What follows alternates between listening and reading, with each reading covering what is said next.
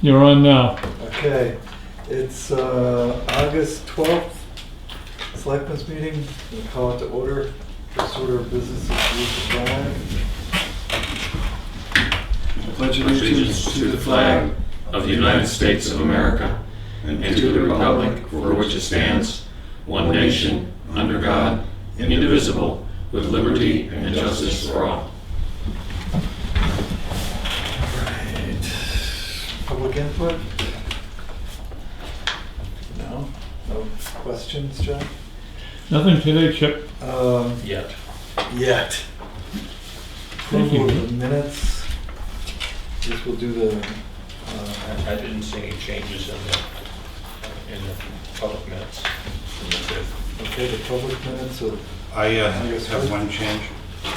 It's the town house cemetery, not the town office cemetery. No, it's actually the town hall cemetery. Okay, Yeah. and there's 1, 2, 3, 4. I'll just give them to her to update, okay? See, I've circled them, Okay, thank you. town hall cemetery. all the same changes. Yes, All right. that was just a typo. Yep. Okay, I'm gonna, all in favor of approval as drafted and edited? So, Aye.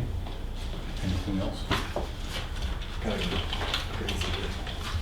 Okay, those minutes are approved, whether you like it or not. Non-public from 8:33 a.m.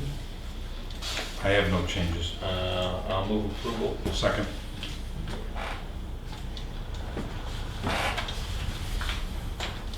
All those in favor? Aye. Okay.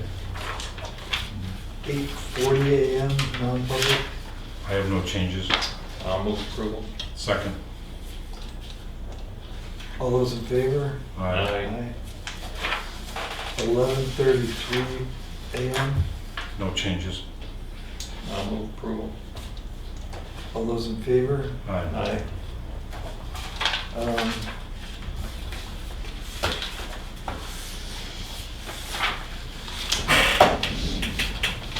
I'm not certain this qualifies for PNC, but we can, Maybe when we do the next 3 months together. yeah, that's fine. Yep. First appointment is Ms. Sarles for the library. Come on down. Happy summer. Good morning. Okay, starting with statistics. As usual, in the summer, when there are more people in town, there are also more people in the library, as you can see.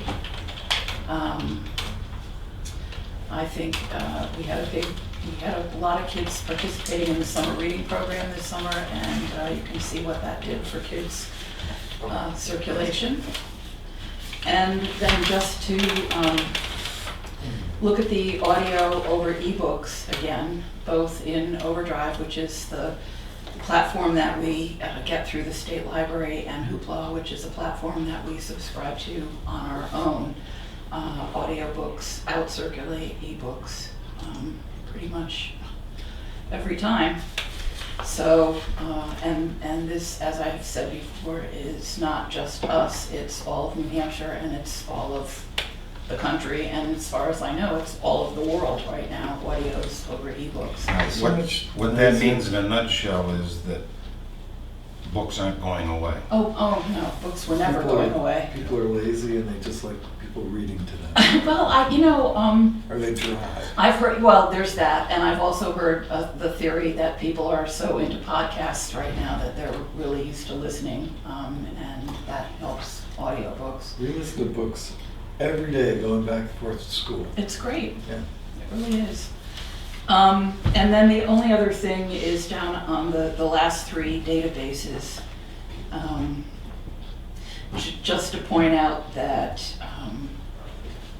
for instance, the Ancestry, there were actually 1,551 searches, but we just count 565 because that's the actual data that people accessed and used. There were 314 citations, census citations, and 251 full text articles, which comes to 565. So people who have the impression that we count searches every time somebody presses the search button as circulation, we don't.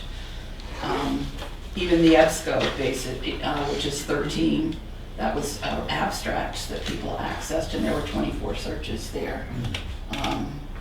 And even for Heritage Quest, where we got 1 hit, there were 23 searches. So we count what people actually use, not when they hit the search button, just to make that clear. On the other side, patronage statistics, we registered 19 patrons in July. 9 full-time residents, 9 seasonal residents, and 1 non-resident. And Wi-Fi use went through the ceiling. A lot of that was in the library, but a lot of it, as you know, if you go by on a Sunday morning, is outside of the library too. A lot of people come in from the islands to use the Wi-Fi. And we did a count week, way down at the bottom on this side. The second of our 3 count weeks where we count every single person through the door. And that was 497 for July, and that's a little bit up by a couple of dozen or so from last year. So we're pretty much holding steady in the patronage department. The summer reading program finished up on Saturday, and as I said, we had a bunch of kids signed up who read a bunch of books, and we had a lot of generous sponsors who contributed hundreds of items to the Lakes Region Humane Society's wish list again this year. So that's been a very successful program for us, and it continues to be. We had really good attendance at all 4 events for kids in July, and 3 of the programs were new to us, and I think they are all performers that we would have back again next year. They were very popular and good shows. I am happy to report that the state has finally signed a contract with a vendor for a new interlibrary loan system. A Christmas miracle. It's not in place yet, but it's coming. And I've completed all the paperwork for us to take part. It's actually going to be a little easier to use than the last one we had. Although now that we're all used to doing things, by phone and email, as we've done for the last 2 years, it's going to seem weird to not be in direct touch with Any with cost the to people. the town? No. The construction is going well, and the plans are to pour the slab on this Friday, weather permitting. Adam told me last week that it can't rain the day before, it can't rain the day of, and they want it to rain the day after. So I told him I'd do what I could to make those arrangements for him. And is there anything else that we need to report on that is going? Doing good. Yeah. National Library, as you may have seen, there's a storage container on the Dearborn property across the street from the library, a 40-foot storage container. We are going to start filling that up with the contents of the meeting room because the back wall is coming off sometime in the next few weeks, and 10 feet of the roof. And they'll put up a temporary plywood wall. So we'll still have a little space in there. Still have the bathrooms. Yes, we'll still have the bathrooms. This is important. And we'll be able to do story hour, which is also important. And National Library, we're planning to do this little move ourselves with volunteers. But National Library Relocations is coming tomorrow to take a look at the whole rest of everything that we're going to have to move later on this year when we have to empty out the current building and either move or store things for a while that renovation happens. So we're working on getting things figured out and moving right along. And you're still accepting donations Yes, we are. for the building fund? I really thought I was going to be able to put my hand back in my pocket, but no, that turns out not to be the case ever, I think. No. So no. And fundraising efforts that are going on right now by the Friends are very successful. They have Ellen Hildebrand coming for their annual gala on September 7th. She's an internationally known best-selling author. She's known as the Queen of the Summer Reads, and tickets are going very fast. The other thing that's happening right now is the 10th annual local arts and crafts exhibit and raffle. There's about 4 dozen items over there that local artists and crafters have donated, and all of that money will eventually end up benefiting the library as well, either the building fund or other operating expenses. And you're gonna have some presence at the Old Home Days? There will be some presence at the Old Home Days, yes. One of the trustees, I believe, will be at the Sunday picnic. And I think there are about $48,000 outstanding in pledges right now. All of them have already been partially paid, and the people who are still outstanding have all committed to making their final payments before April 30th next year. And we talked about propane for heat, Oh, yeah. and I don't know if Jack got back to you or anybody about the price, but we need to compare the price. We're fine with you participating through the town as opposed to adding that to the building budget. The other thing that struck me was I think the snowplow or snow removal is a little heavy at $2,800. So the Just next time that a is- lot of that snow removal isn't just plowing, it's cleaning the job site, man hours. That's what snow removal includes. I followed up on that and was explained the same thing by another project in another town. They have to remove snow Yeah, from no, the I construction appreciate site. that. Um, All right, I still think it's a little heavy, but at any rate, we'll get you the price on the gas and compare it to. Okay. We are still, speaking of plowing, we are gonna have to have the where we're all parking now, where staff is parking across the street, that'll have to continue to be plowed. And they positioned the container so that it's far enough back from the road that a plow can plow in front of the door in case we have to get it open to put more stuff in or take stuff out over the winter. Good. Anything You gotta else? watch out for the hooks on the container door. We learned that lesson. In the wintertime, the hooks stick down off of those doors. Yeah. And if anything freezes, then you're gonna need either get a backhoe or something in there to Break it loose. break it up. Hopefully the container was raised up a little bit. It's a little off the ground, Okay. not much. And you don't have to drive in and out like we do. So we have to have it down far enough to drive in, so it's tricky. Thank you. Yeah. For that. Because those hooks, there should be 4 hooks that hang down. Yes. That grab, just Yeah. to make sure those are clear. Okay, thank you. All right, anything else for our bibliotechnician here? No, I don't think so. Thanks, Chris. Thank you for your efforts. Next person up is Jack, the Building Codes Enforcement Officer Parsons. Good morning. Good morning. So we have 85 building permits now, 10 new homes. We've done 302 inspections. On Wednesday, the 7th, I posted Mirror Lake for cyanobacteria. So I posted it at Lang Pond Road as well as the boat ramp on 109. And that was tested by, I guess there's a group on the lake that tested and they found some cyanobacteria. So they called the state and the state notifies me. So, and then I'll be notified again once they do another test. and it's Does Melvin clear. get posted? The wharf at Melvin, does that get posted? There's no sign This is up there. Mirror Lake. Mirror Lake. Okay.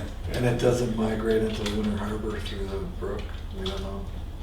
We don't know. I mean, cyanobacteria is one of those things that it could be present in a body of water, but it just doesn't bloom. So, and some of the windows in this building are going to replace the general ones here, measure some of them. So, and these type of windows, the barn sash are right now with casings, and then the replacements are going to be awnings. So, if they're left over when it rains, it doesn't rain in. Good idea. Yeah. That's all I have. else? No.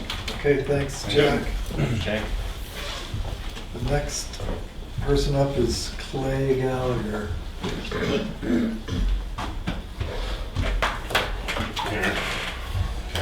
Oh, yeah, thank you. Thank you.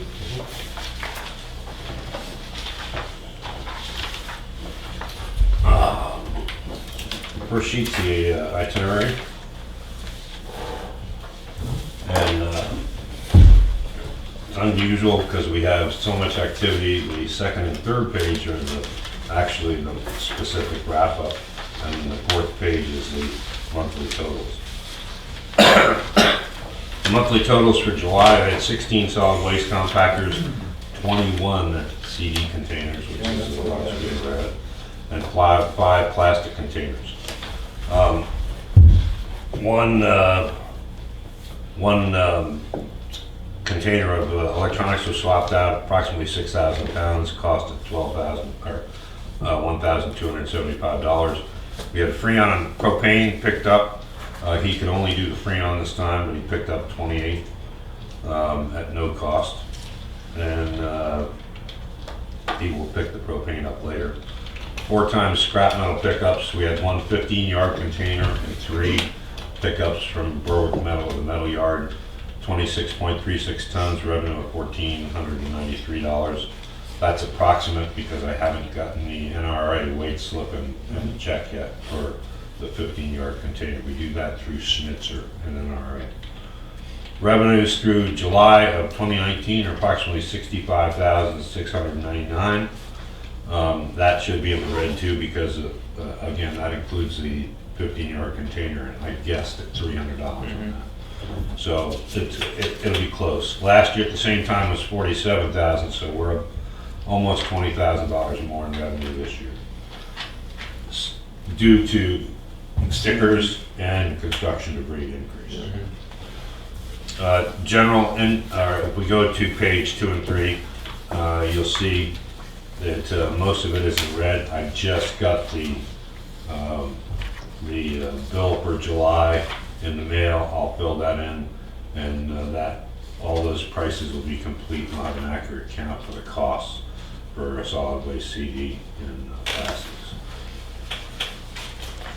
See quite a bit of movements. The last page gives you a good indication. We are about 14 containers over on solid waste. Even with the 21 containers on CD, we're right about the same. We're 4 or 5 containers more. Plastic, we're about the same.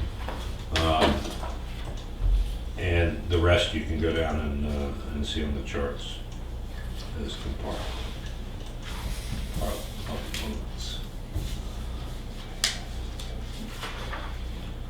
We had Island Day on the 20th of July down 19 Mile Bay. Major problems. I think I've spoken to each one individually, and we also, I think you guys reviewed it at the next Board of Selectmen meeting. I showed up at 7:45, and the 30-yard container was overflowing. I have some pictures if you want to see some pictures of it. And there was 2 or 3 piles of other stuff on the dock. So we were done before we started as far as capability until Frankie showed up with 2 dump trucks and a flatbed trailer. It made our job twice as hard because now we had to move stuff twice instead of just taking it from the boat and putting it in the right container. It was dumped there. We had to take it, move it, and put it in the right container. And then we lost half the labor force that we hired because we had to drive, when the dump truck was full, drive it up to the station and dump it off. So we lost that capability. And when the other dump truck was full, there was nothing, So I looked at the possibilities. We cannot control waste management. We cannot control, they give us a container, it's gratis. And it's a good advertisement for them, it's good advertisement for us, keep the stuff out of the lake. But the immediate fix to the problem that I came up with is we just have to move the date. We have to get it where we can control when the container gets put there, the exact time of that. They will not do it on the weekends. When it's put there Friday, it's a big neon sign saying come done. Yeah. Now, most of the stuff, I believe, was from the island people. They were there probably Friday afternoon and early at 7 o'clock. There was one individual that was back, and he said, "Oh, I didn't know. I was here and I was number 4 in line at 7 o'clock or 6:30, something like that." They were trying to beat the heat, and I understand that. So the fix to the problem to me is either move it to a Wednesday or a Thursday.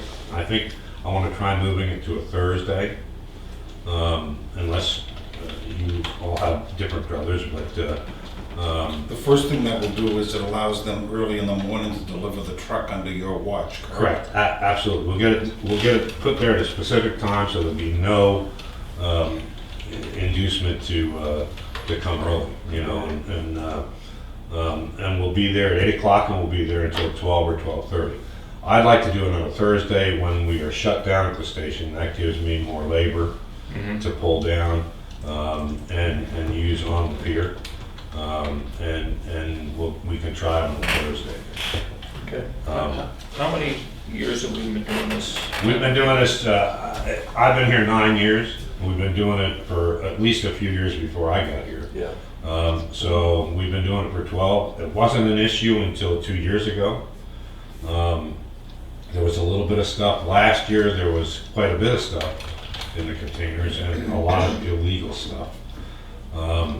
Paints and universal waste items. Some refrigerators. Which, yeah, so, but this year was just, it was, I almost had a chest palpitations when I pull in and the thing is overflowing full at 7:30 in the morning, you know? So I think the easy fix to that doesn't cost any money, is to change it. And we'll just put the advertisement out earlier, again, like we have in the Tuckenboro Times and the paper, and your meeting with the island group. Traditionally, you have had that meeting very close to when we have Island Day. Right. We may want to look at changing the date a little bit or moving it a little bit so they have a little more advanced knowledge of when that date's going to be. But I'd still try to keep it around the same time, because that gives them July 4th to get into their place, get the stuff cleaned up. Yeah. Gives them a couple weeks to get ready to bring it over on the boat or the pontoon. So is everybody in agreement with that? Yeah. Sounds good. Let's consider it. Yeah, it's, the downside that I see to doing it during the week is that it's, the participation of Islanders is probably going to be down because there are a lot of people that are just here on the weekends. But I don't see a way to Avoid that. to avoid people dumping stuff when they're not supposed to be, Right. unless somebody's there all the time. Right. So the alternative would be when it gets delivered on Friday, you gotta hire a security guy to stand there all night Exactly. to keep people from putting it in. Yeah. So I think doing it during the week one time and see Right. how that goes. For sure, you can control it. Right. We could, if you think participation would be greater, is we could do it on a Friday. Well, That that's, may be closer to the weekend. yeah, Friday is probably a better day than Thursday. For folks that come up on the weekends, Right. you know, then it, And they can plan it. We tell them Right. up in advance. right. I'm assuming that most of the island people get the Tuckenboro Times. If I put that in the fall, that we're gonna change. If they get mail in town, they get it. We have the But, address for the Island Association. yeah, the Islanders Association can certainly put it out, but again, not all the Islanders belong to the Islanders Association. But I think if we identify early that we're making a change, discuss the issues that generated the change, Correct. you know, get the word out early and often. Right. Then it will be less of a surprise to people when it happens, and Right. it's gonna be a little less convenient, but it was so abused this Yeah. year that Yeah, we have to do something different. exactly. Yeah. The, So I like the idea of doing it Friday. As a matter of fact, you know, if you say do it from like noon till 4. as well, opposed to that would saying be more morning. difficult because I can't get waste management specific time. If you do it in the morning, Mhm. okay, my vision is I'll schedule a tandem load Yeah, for the transfer station on Friday morning. He'll bring the 2 containers up to the station. He'll unload the compactor, and he'll bring the empty container, 30-yard container, down to the pier. 'Cause they don't He'll be work on down there. weekends. He's there usually by 6:45 in the morning. Mhm. So he'll have that down to the pier by 7:30. I'll have somebody standing at the pier at 7:30. And I'll schedule another tandem. Mhm. So he then goes back to the station, picks up a full compactor, a full CD, takes it back to Rochester. Okay, and then he empties those, and he brings the 2 empties back. So you're all ready So to he'll go. be back For by Saturday. 12 o'clock, and I'll have the time scheduled, you know, be at the station at 12 o'clock. So by the time he unloads the 2 empties up there, drives down here, he can pick up the full 30-yarder, take it back up there and complete the tandem and go home. Yeah. That way we control the time. And that's the only way I have figured out to be able to control it. And that can be Monday, Tuesday, Wednesday, Thursday, or Friday. Okay, Okay. moving So on. we'll talk more and pick an exact date Yep, accordingly. Okay. The recycling building, the corner roof panel that tore up has now been replaced and sealed, and that entire side of the roof has been inspected. okay. Okay, so that takes care of that. Did he inspect the rest of the roof? Not on the other side. He inspected the side that has the prevailing wind there. And I told you that estimate for fixing Yes. and sealing. As I understand it, when the roof was put on, the strong screws were put directly into plywood rather than strapped. Yeah, I don't know that is a fact, but. That's what other people have told me. Okay. Yeah, I can ask him when he replaced that one panel, if there was any strapping down there or was it screwed directly into the plywood. I don't know that for sure, but that's what I ask people. We had our free LRPC hazardous waste collection days on 27 July and 3 August. The one in July was in Meredith. The one in August was in Ossipee and Moultonborough. Our representative went to Ossipee, Carrie Long, did an outstanding job, and they all did an outstanding job. New contractor, the old contractor quit from LRPC. They hired a new national organization, and the meeting I went to and one that Carrie went to before, we emphasized to stop all this data taking, this 30 minutes of interrogation when you drive in, who you are, where you're from, and all. Okay, just let people drive in and get rid of the stuff they have and move on. I heard multiple And- compliments, so and thank you. They went it went extremely well. And I think this new contractor, if they can keep them, that'll be really good. We have one thing left with the hazardous waste collection days. You still have the 3rd Saturday in the month. You can go to Wolfboro from 8:30 to noon, but you have to pay as you go. Other than that, there's no restrictions. And we should have, at some point in time, a fall medical, pill collection at our station with the police. I don't, have any control of the date of that, but that's usually a national event. Yeah. And also with respect to getting rid of medications, there's continuous opportunity at the Moultonborough Police Station and at the Wolfboro Police Station. You can go in there anytime and put in and dispose of it in their container. So it's, Yeah, we should probably publicize that a little bit too. yeah. Next item, LRPC. I wanted to comment. I know Karen's always involved in it. You know, LRPC is in negotiations for heating oil, fuel, and propane to try to develop a county-wide, or as many towns as possible, program. I would just advise the same thing I advised last year. More and more of us in the departments are using propane. Propane is very difficult to change over. When you change a company, they have to either sell the tank to the other company, it has to be inspected, and it's a goat rope, especially if you have large tanks and underground tanks. So with all of us getting generators, my recommendation is, as long as the company that services us now can come close to matching whatever price they come up with, that we stay with our propane company. There's other advantages to that too, selfishly, but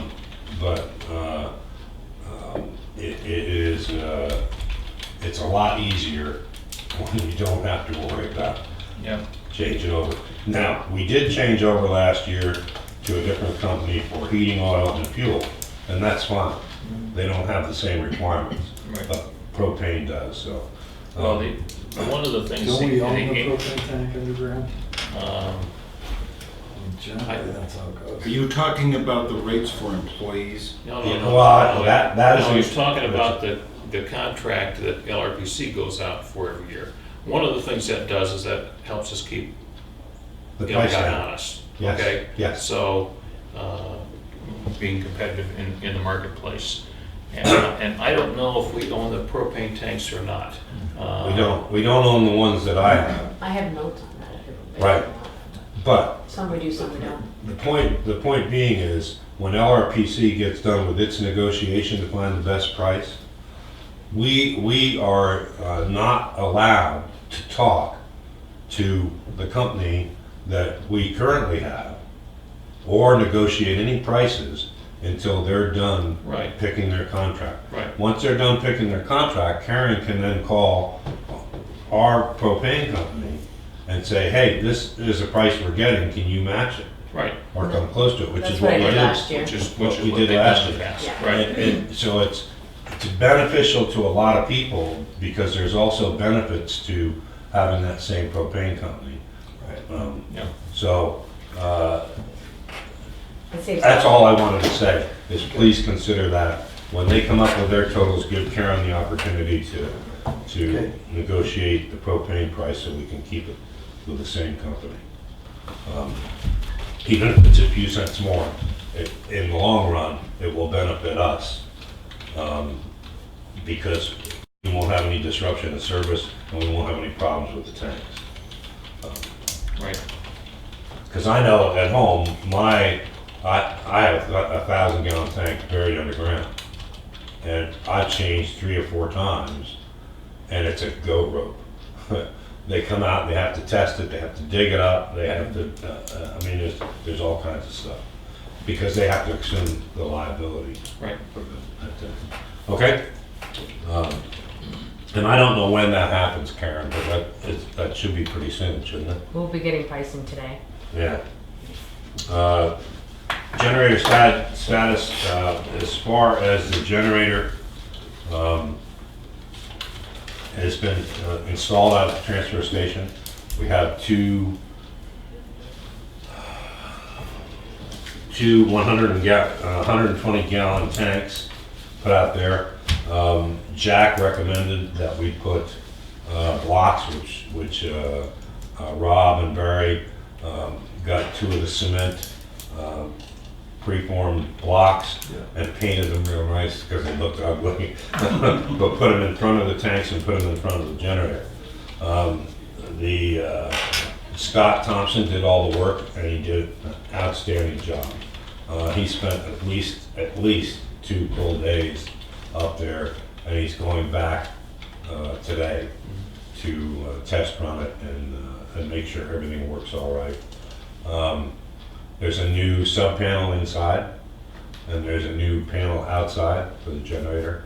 We have 3-phase power, and he's also going to put in, after talking with a couple people, he's going to put in because when you lose one phase of power, it's not recognizable sometimes. We'll pull in, we'll turn the lights on, the lights will work, maybe one garage door wouldn't work or something like that. But if we try to operate the machines with only 2 phases of power, we could destroy a machine like we did once with a compactor.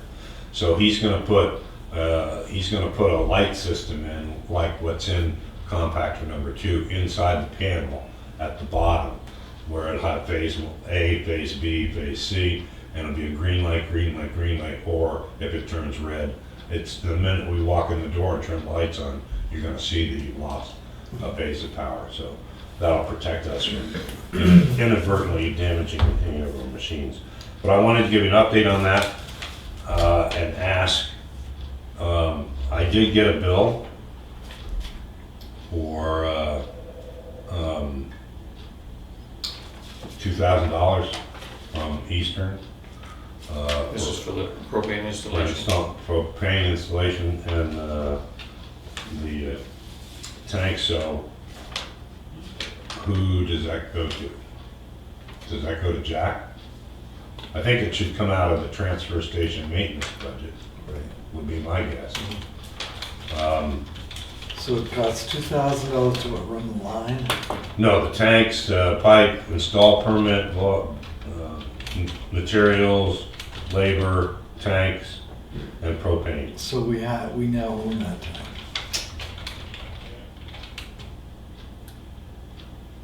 I would think it should be.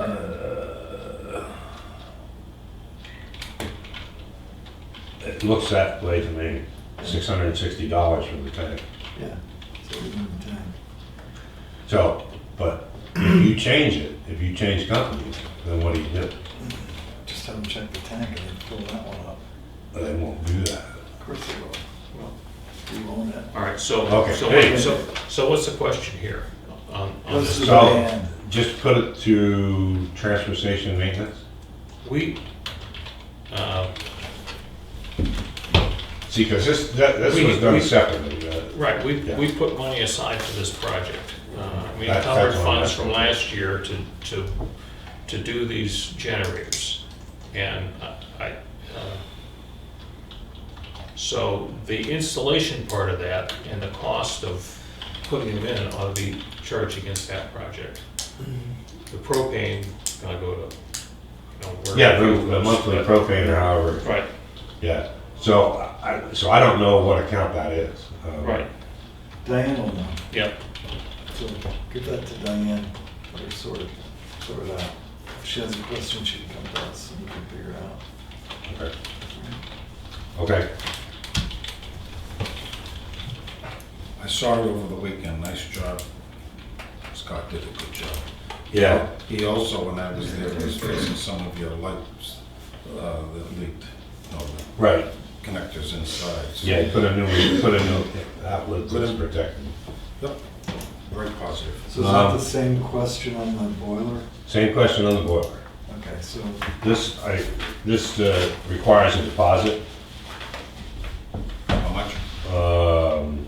$2,500. It's $5,000 total, and it's $2,500 deposit before. Yeah. And I was thinking the same thing, transfer station maintenance. Right. But there's not enough money in that budget line. right, you're gonna go over the budget line. Right. I think we knew that. Yeah. Okay, so that's what my assumption would be for this too. Yeah, Well, except we do. yeah, yes, except we did set some money aside last year to cover the generators, so. Okay. Okay, so I'll put this one in the transfer station maintenance, Yep, and I'll talk to Diane about the other one. Actually, these two projects go hand in hand because you have heat in the floor, right? Correct. They, And when you weren't there for 2 or 3 days, we had several instances last year that you come in and it was in danger of damaging the floor because the furnace quit, right? right. So, Yeah, and the generator in and of itself will not solve that problem. Right. If the boiler won't start, it won't start. Right. So, they are linked. So that's what I'll do. I'll go to Diane with the Eastern. Well, the next one is Stantec. Floored me when I read the message that that the annual report had not been submitted to DES. You know, that's a major no-no in my book. And we were told it was, and you know, it just that to me is like me not turning in the annual facility report to DES. Surprised it took so long for DES to get something out to us, but that's not as surprising as has it been corrected? Has it been corrected? Yes, it has. Now, to my knowledge, it has been. I think did they give you a copy to Yeah. sign, and that should be I submitted sent it, it's all. to DES. So hopefully, That's the acknowledgement that DES. yeah, we don't has. get, because we have very good reputation with DES, and I don't want to get, you know, I don't want to get any kind of bad rep from them. Can I ask a question? Yes. And I'll prefix it by, you for years have struggled for Stantec to get all of its bills in a timely fashion. Right. It's only a few $100s, I know, but there are things left over from 2018. Correct. Is that an issue with you? You know, Is it a it's an practical issue. It's an issue if it's $4,000 or $5,000 that I have not budgeted, you know, for, and now it gets pushed into the next year, and I've only budgeted for 12,000, and now they want 16. Then it becomes an issue. If it's, you know, the advantage of this organization is they speak DES and we don't. None, well, some of us may a little bit, but you know, they speak the language that the state understands and demands, and we don't. So, I'm guessing they're not the only one though. right, they're not the only one, and there is competition.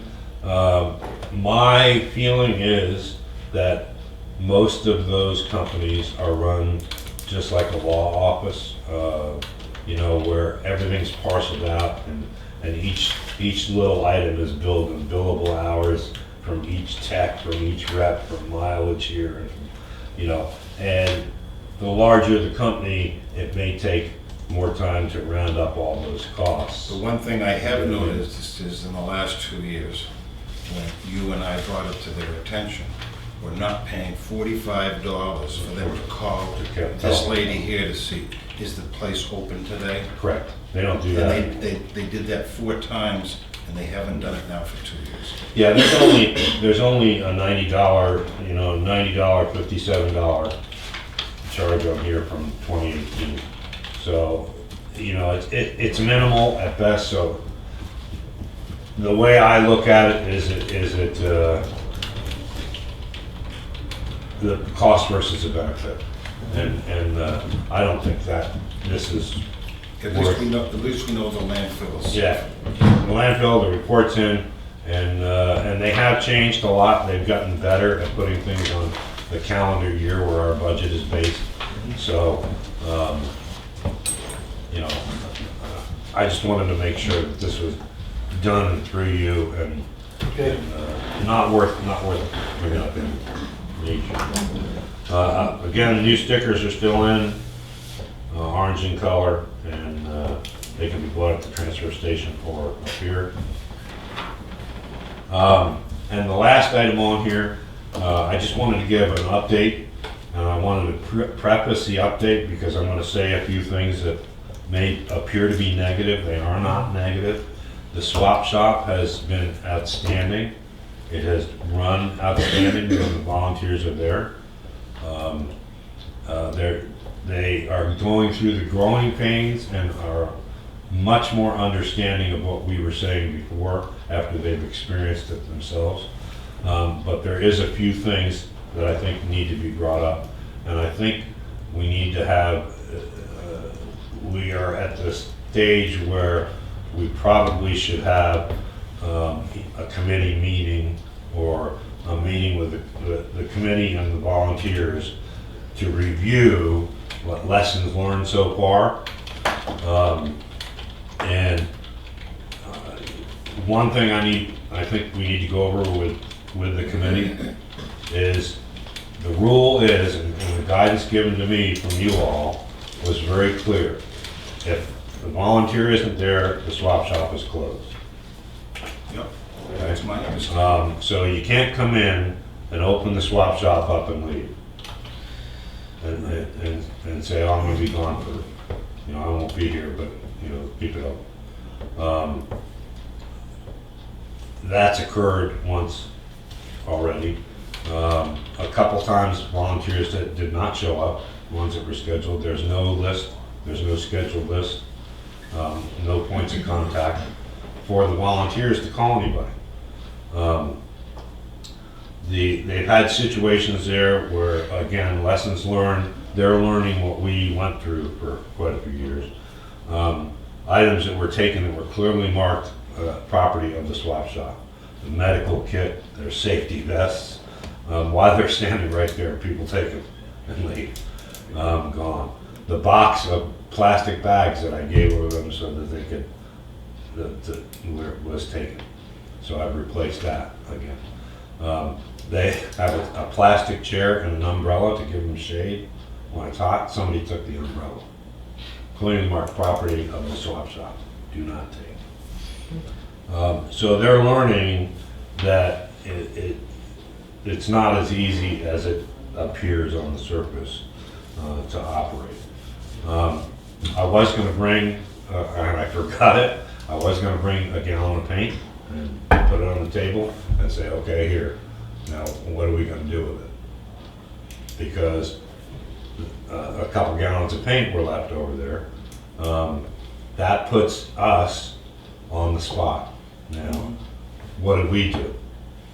Multiply that times 10, okay, and that's a time labor issue that we don't want to get into.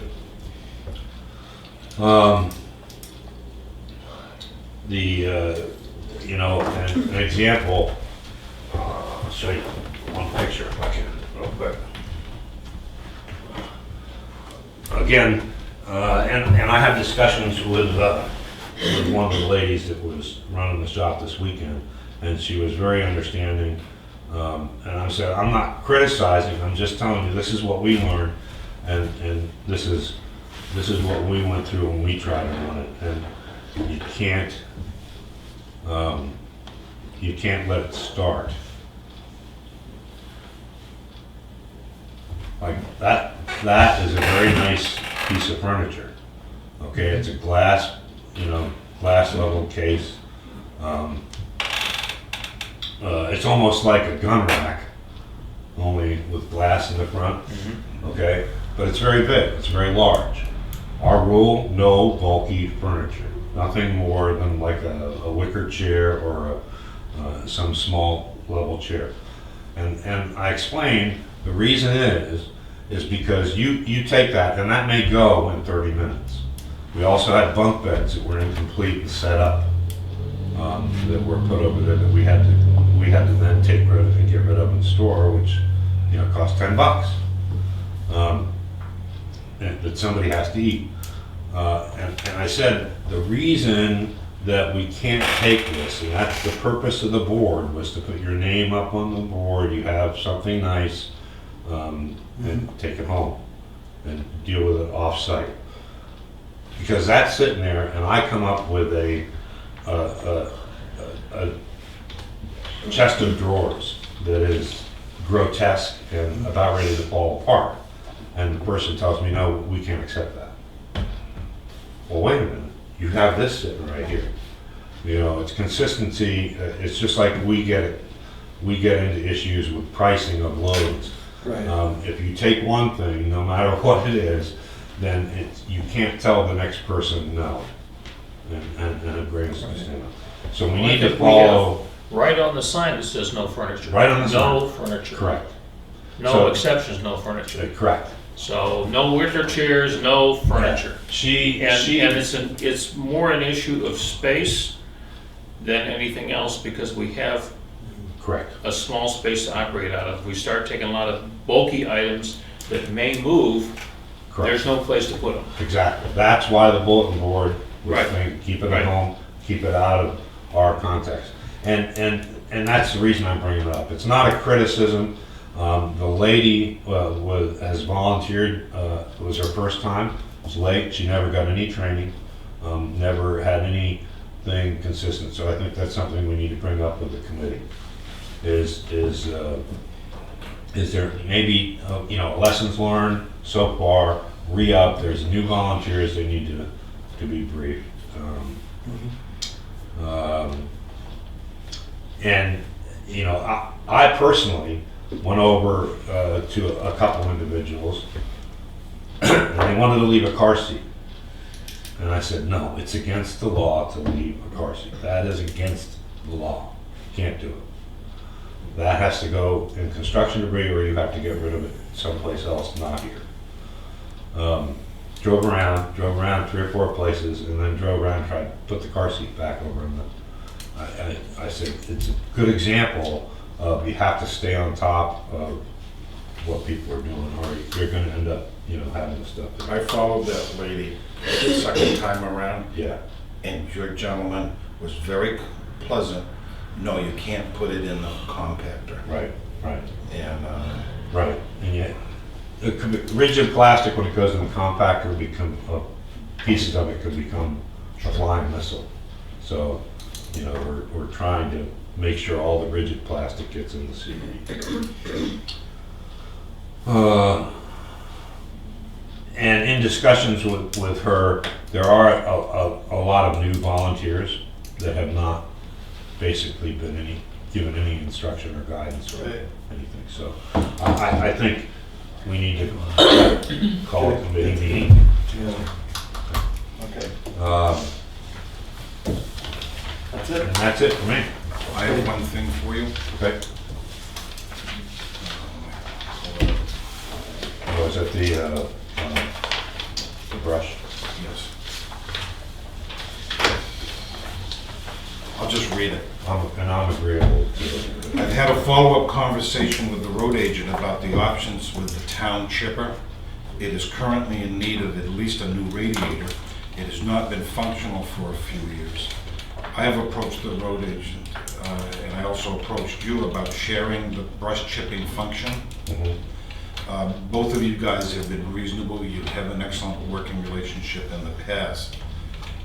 I believe the consensus is that the most reasonable thing is to have the town's unit examined by the service garage that services these in Conway and deals with them. This is where other towns take them. My thought is that the entire unit would be checked out to include the engine, the radiator, the trailer, the bearing, the tires, the entire unit. If it's reasonable to rebuild it, it saves everybody a lot of money. Right. What are your thoughts? I totally agree. I've had the discussion with Jim, and I have a budget line for brush already. So in our discussion, they would have the chipper and the people. And I said we should just do it just like we did with anybody else. But the chipper comes up, you have labor, you have the use of the machine, and however much it costs, that's what it costs, and I pay for it out of my budget. If it's okay with the selectmen, I'll work with you and Jim on it, and because we want to get it done, at least the estimate done, so for budget purposes, these guys can make a decision. Correct. Okay, thank you. That way it avoids that, something in the budget, not spending it or Or overspending. not having it there. Right. Okay. Are you gonna hang around for Susan Shule? Sure. Okay. Our next appointment is with Susan Shore about I know. recycling. That's me. Hey there, how are you? Hi, how are I'm you? Lloyd. I'm Sue. Nice to meet you. I think we've met, actually. Back to, you're always winning at trivia. Seems fair. But you push him. We're always last, actually, Okay. so I'm not on his team. I have these things for you, which I'll go through really quickly, but I thought you might want to have this. Thank you, by the way, for your help. You were Oh, you're wonderful. welcome. No problem. Nice to meet you. Helping me find stuff. Welcome, and thank you. Okay, thanks. I was kind of shocked to see that we are again this year not recycling mixed paper. And so I decided to do a little bit of research on this. First of all, I was also surprised. I went through minutes after minutes after minutes of your meetings, and I could find no place where the selectmen made this decision to stop recycling mixed paper. Maybe I missed it, but I It couldn't was find quite a any. while ago. Well, it was in May of 2018, in fact, that's when you stopped recycling. Right. But I went back through years' worth of minutes and couldn't find anything. So I'm here to ask you to consider it again, separating mixed paper. I went around to each of the other towns that surround us, and also Mr. Gallagher was wonderful to spend some time talking with me too, and I want to compliment him on the operation. Having seen the other three, we certainly have right up there with the neatest and the most orderly of all of them. But the main reason that we should do it is because it makes economic sense. Both Wolfboro and Ossipee, I'm not going to get Moultonboro involved because they do mixed stream, single stream, and that's not apples to apples, right? But both Wolfboro and Ossipee, I've talked to their supervisors, it is less expensive by far to haul out baled mixed paper than it is to haul out solid waste. And they gave me the statistics, which I have here for you. Mixed paper ranges from $25 to $35 a ton versus $90 to $125 for mixed solid waste. Wolfboro, that when I called the other day, they've just gotten a rate of $18 a ton to take it away. I spoke to NRRA, you all know them, Northeast Resource Recovery Association, and by the way, they have a woman who would be happy to come and talk to you about recycling mixed paper. Ossipee had her come and do a presentation, and they were convinced to stick with it because of the presentation she made. I didn't speak to her, her name is Bonnie, but I did speak twice to Ryan Stewart. You know who they are, they're a nonprofit broker, they work trying to find you the most efficient hauling situation. And he said paper hauling is always less expensive. And he gave me figures too. So that's the first reason, which is you all seem interested in that, as is Mr. Gallagher. It makes economic sense. The second reason is that there is currently no market for mixed paper. I understand that, but it will change at some point, and people in Tuftonboro, especially because you're voluntary rather than mandatory, will be out of the habit of separating mixed paper. I think you need to keep them in the habit of doing it. So that's my second reason. Because changing back, it's already hard to get people to do it. Changing back again will be even harder. And thirdly, because long-term is the right thing to do for the environment, we should be doing it. So those are my primary reasons. I'd like to also bring up the issue of us having voluntary rather than mandatory recycling. We are the only town that has, and each of the other towns, and I have pictures to show you if you want to see them, is very clear about their recycling when you go in, that it's mandatory. Ossipee, you even hit that first rather than hitting the compactor first like we do. We do very little to encourage recycling. I've looked very carefully up there. There is no sign at our compactor telling you what can be recycled. And you hit the compactor first, a sign there that says, in the building that will come next, you can recycle these things. That would be very useful, I think. We don't have anything at the entrance saying this. There is one sign above the recycling door that says, thank you for recycling. But otherwise, there's nothing to really encourage recycling the way there is in the other towns. So I would encourage you, if you're not going to make it mandatory, and I understand there are arguments not to, there should at least be more signage at the transfer station to encourage people to recycle.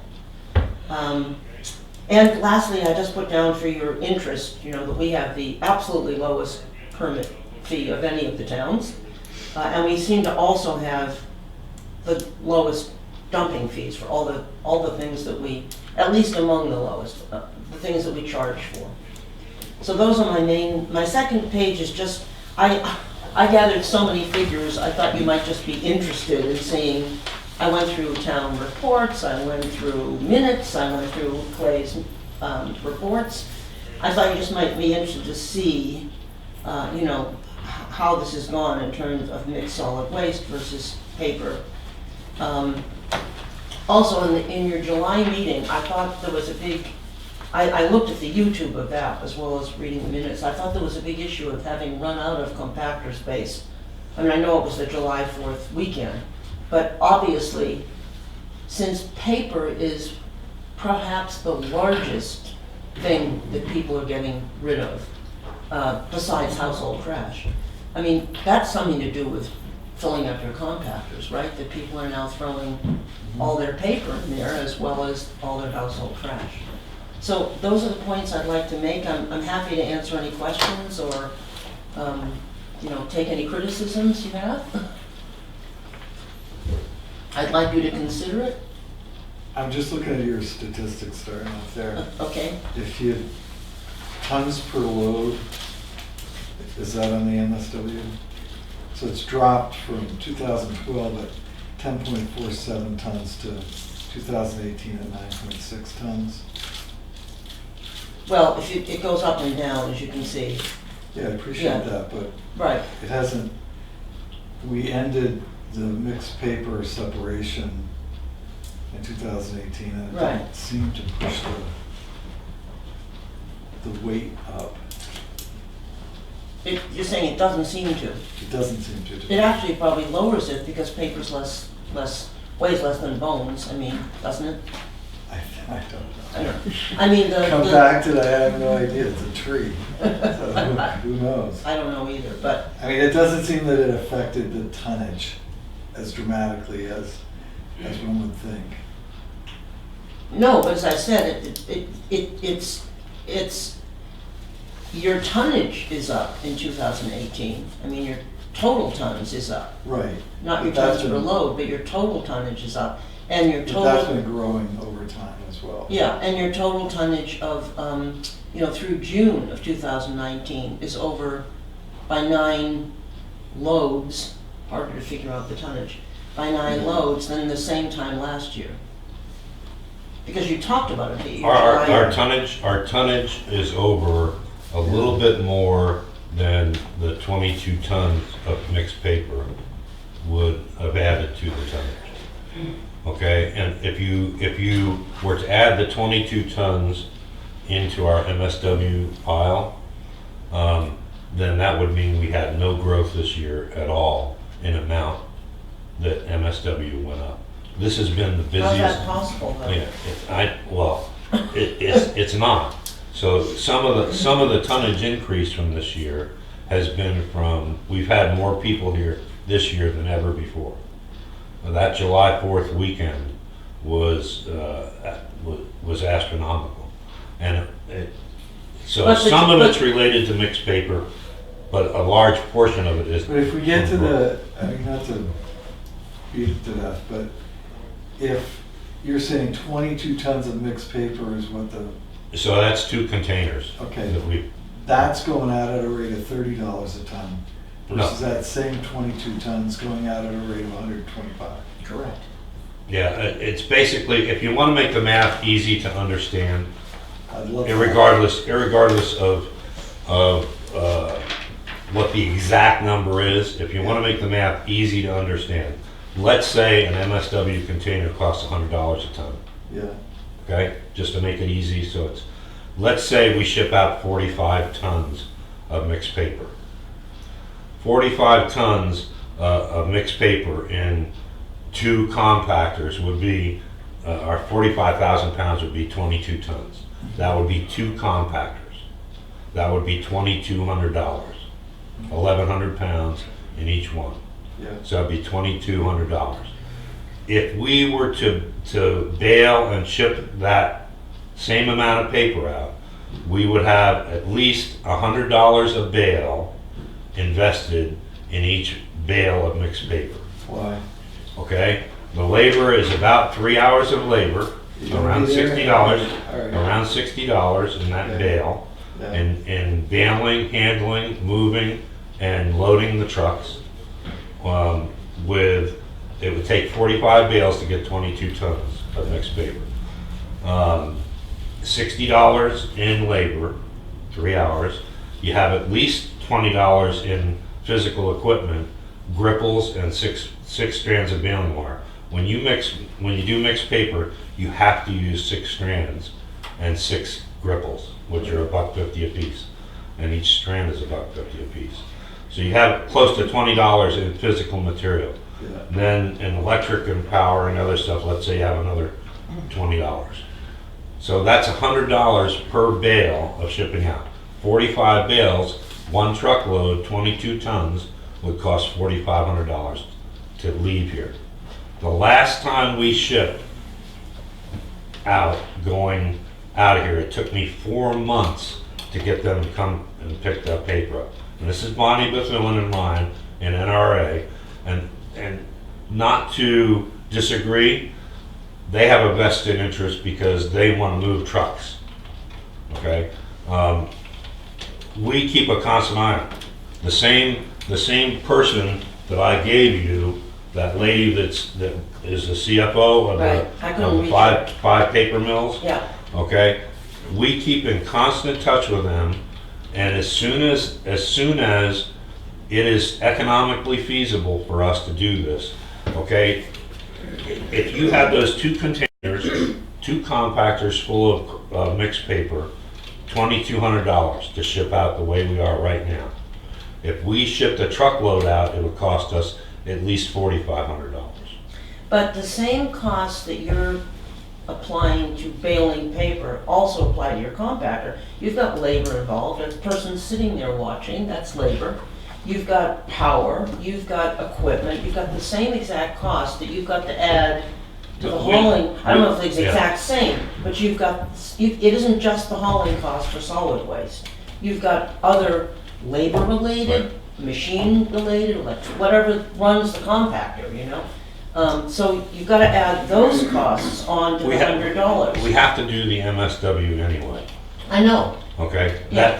That's a given, we have to do I know, it. but I'm saying that, If this was plastic, or if this was glass, or if this was something that didn't deteriorate, I would totally agree with what you said. So let me just ask a question. yeah, What you have written here is that Ryan told you that they will haul mixed paper out of here for $30 a ton. he said, he gave me an average. That we would have to pay $30 a ton. Yeah, of course. So, You have to pay to take it away. 22 Yes. tons, Yeah. 22 tons. yeah, but if what you say here is correct, then it certainly makes sense to have the paper hauled off. My guess is that if Clay picked up the phone and called them and said, I want to arrange to have a load of paper hauled out of here, that we're going to end up paying more than $30 a ton. Correct. Well, Forget the internal cost for a minute, but just the Right. the hauling and disposal cost. Right. So you're saying the $30 isn't right? I was given this figure by each of the other towns as well as Ryan, including the man who runs the Ossipee Center, who's got a building filled with paper bales waiting actually to be taken away. He always works through NRRA to find the best price, and he said that was about the price, somewhere in the $20 to $35 range. I can only go on the basis of what people have told me. Right. I've double checked with them. I have, it's hard, it'd be nice if things were, broken down by each thing, how much it costs to haul, then you could divide how many loads and, blah, blah, but it's not broken down that way, so believe me, I've got statistics up the kazoo, but that I couldn't figure out.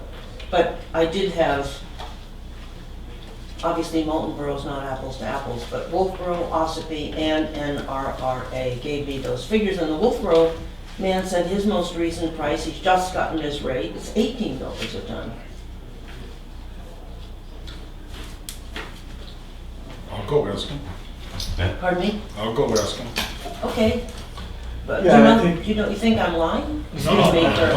no, no. I believe me, I spent quite a bit of time on this, driving around to all This the, is, My job is to listen to what anybody has to say. yeah.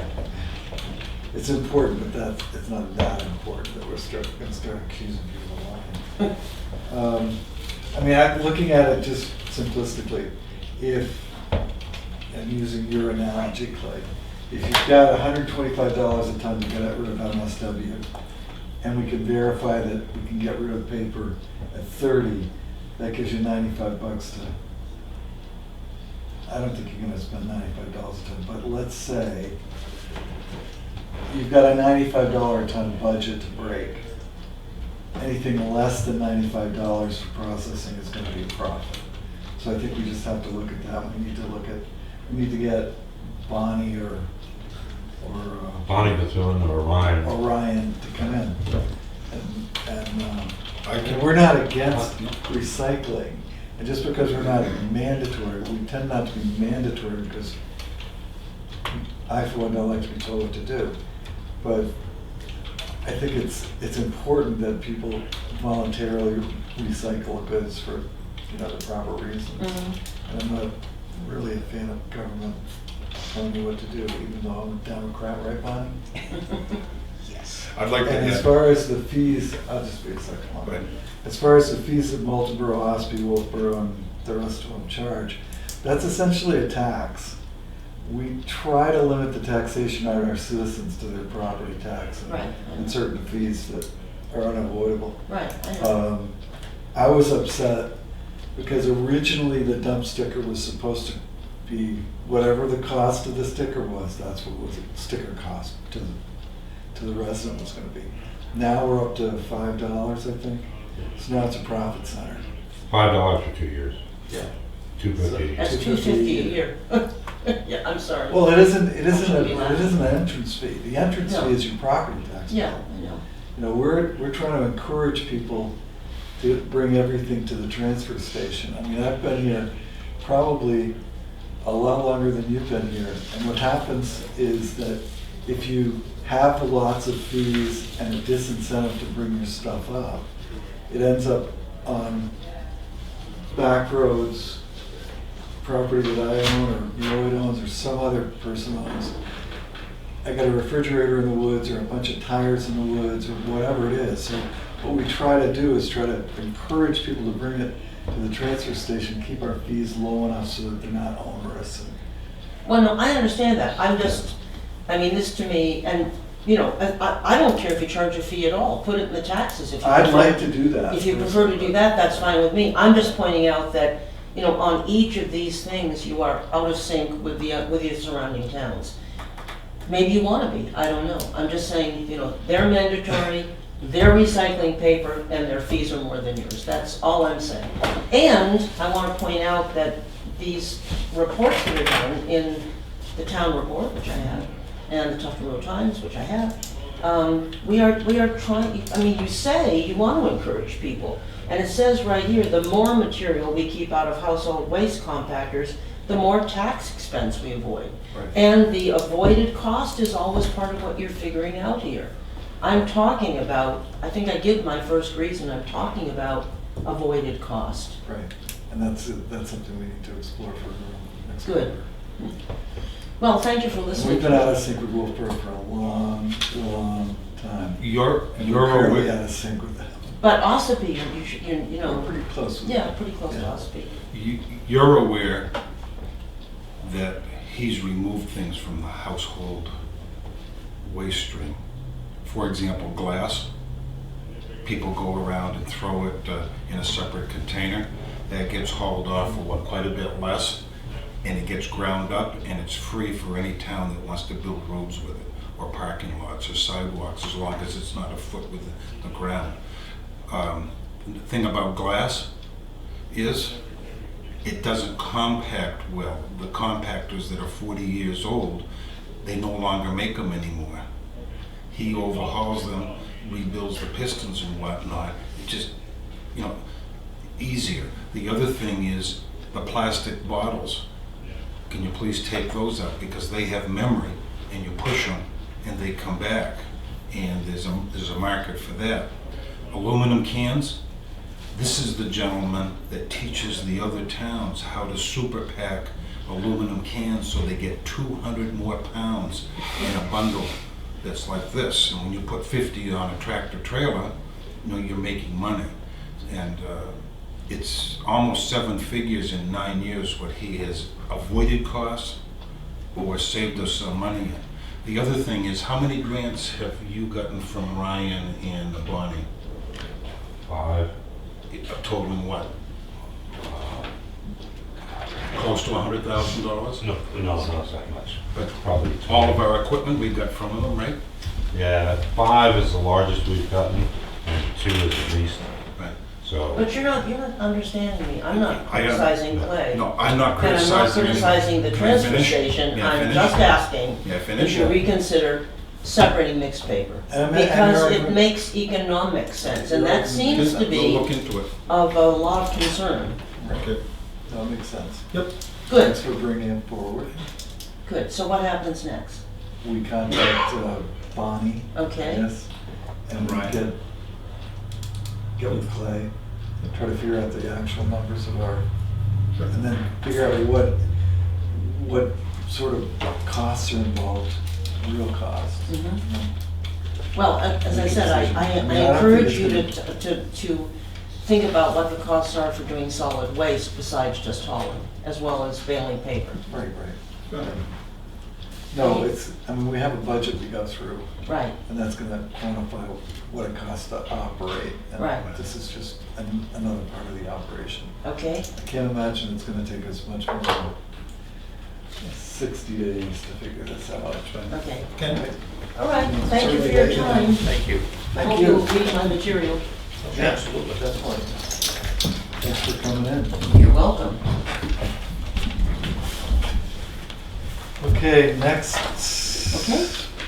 This is my committee, by the way. This is your committee? It's only part of my committee, the ones that showed up today. We'll get right out. Have a good summer. Thank you.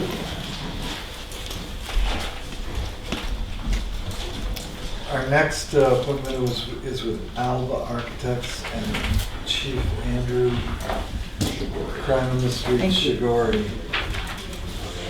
Where are they? Yep. Here they are. Good morning, how are you? Good, how are you? Good. Who's here Okay, again? he was here twice already. Good morning, how are you? Andy? Welcome. Good morning, thank you. Oh, thanks, Jim. Good morning. Hi. See you guys. Good morning. Welcome. Yeah, he drifted in out a few times. Yeah, Joe just went to bed. can I interrupt for 1 second here? Sure. Just for you, Yes. white paper. Okay. This is that, that's Oh my God, look at that.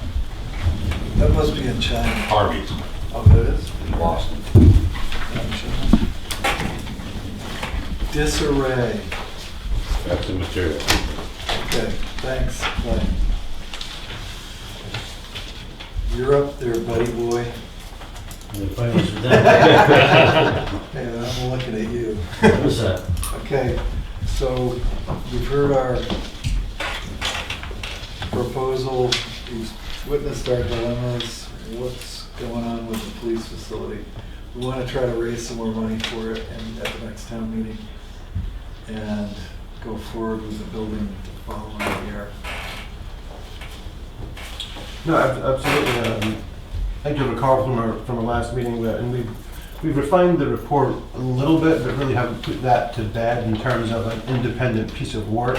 Right. One of the questions we had for you, looking for direction from you, is there is still, I think we have, it's a little under $3,000 still available under our original contract. Uh-huh. We would need a little bit of that if we want to put that report to bed as said as an independent piece of work, and then how we then, if you want to use the residual of that to apply towards furthering something else. I mean, that's as I said, monies that we, And that would get us to where? it would get us a little bit further in schematic design. Okay. I think in the proposal we then gave you, we kind of outlined the various processes in which we go through the different design phases, and we tagged approximate costs against that. So we continue to develop schematic design. That's primarily us as in architects. We start to have our conceptual discussions with our engineers at that point. We really don't truly engage the engineers until more design development stages, when they get involved more. That's why you can start to see the costs just ramp up a little more when we get into those phases, because we're obviously engaging structural, civil, mechanical, electrical, plumbing engineers, and so on and so forth. So really was hopeful today to get some guidance from you as to how we want to best proceed and provide you the information that you need to have to bring this forward at appropriate times. And if you were talking about a warrant article for next year, how much information do you want from us to help assist with that?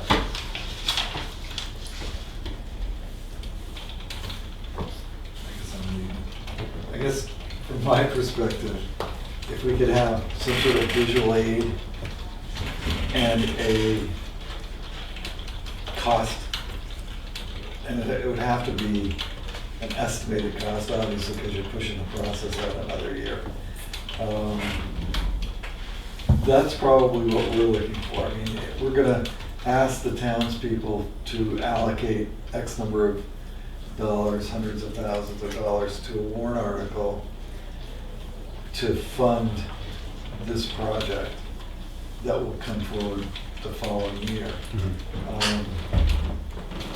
And then the following year, we need real specifics on actual cost, but then we'd be really close to breaking ground, and we'd break in April if we wanted to. And I think a visual aid is going to give us an opportunity to get feedback as well. And this always, I mean, opinions are like everything else. Everybody's got one. And we're going to have to field that at some point in time, so we need to start that process as well.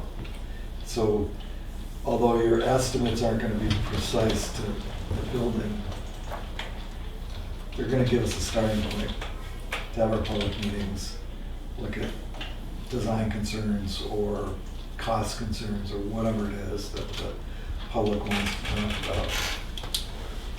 Because if I recall correctly from our last meeting, the consensus of the board, I believe, was to really select the Dearborn site and not invest any resources in anything but the Dearborn site going forward. So is that material you're looking from us exclusively to the Dearborn site? We're just going to file the report and say, there it is? Unless there's a violent public uprising, we're going to eliminate everything else but the Dearborn site. Sure, okay. And so far, I haven't heard any negatives about going in that direction. I mean, it's centrally located. It's meets all the parameters. Yeah. Plus it's been tested. Yeah, you're near enough to the school. Traffic isn't a major issue. So, yeah. And that's the. So I think we'll take that off the table as unless something dramatic happens. Sure. So, yeah. So if we do the design premised on the Dearborn site, and you've got your facility schematic or drawing or whatever pretty well fleshed out. Yep. And we'll get some costs on that. Yeah. I mean, we're talking to the chief as far as the process that you just explained, and a comment back was, well, we've given you a proposal that wasn't really phased per se, so we thought it would be best to provide you with a revised proposal which reflects this phasing. And as I said to the chief, we had to go back to our engineers to make sure that they could hold costs for another year, and they all agreed that was okay. So we wanted to rewrite the proposal to you, to verify what the phases are and what's going to be in the phases. Right. And our understanding as far as having a product for the meeting next March would be something a little bit beyond schematic design, so we can get some advancement on MEP and structure. We're not MEP is. mechanical, electrical, Okay, yeah. and having a design which is you can say to the town is not going to change drastically between now and getting construction documents. So we feel it's a little bit beyond schematic design, and we would write a proposal that takes, I mean, the terminology is irrelevant, but take it effectively into design development, have the engineers do a significant part as well. And then that would include some more thorough costing than what we've done to date.